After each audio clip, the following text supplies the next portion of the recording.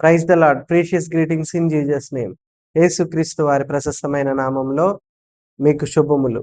ఈ ఉదయమున అత్యంత విలువైన దేవుని మాటలతో ఈ రోజుని ప్రారంభించుకుందాం. చూడండి, కీర్తనల గ్రంథము 27వ అధ్యాయము 11వ వాక్యాన్ని మనం చదువుకుందాం. యెహోవా, నీ మార్గమును నాకు బోధింపుము, నా కొరకు పొంచి ఉన్న వారిని చూచి సరళమైన మార్గమున నన్ను నడిపింపుము. దావీదు గారు అంతటి అధికారంలో ఉండి కూడా ఏ యొక్క లోకపు మార్గాలని తను కోరుకోలేదు, కానీ ఎటువైపు లోకానుసారమైన మార్గాలని తను ఎన్నుకోలేదు. కానీ ఆయన యొక్క అంటే దేవుని యొక్క ఆ మార్గాన్ని నాకు బోధించు అనేసి ప్రభు యొక్క సన్నిధానంలో దావీదు గారు అడుగుతా ఉన్నారండి.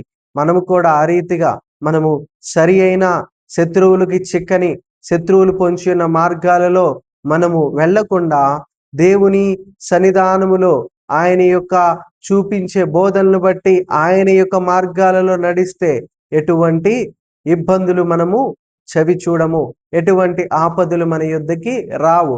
ఒకవేళ వచ్చినా కానీ ప్రభు యొక్క మార్గంలో మనం ఉంటాము కాబట్టి ఆయనే మన మార్గాన్ని సరళం చేస్తాడు.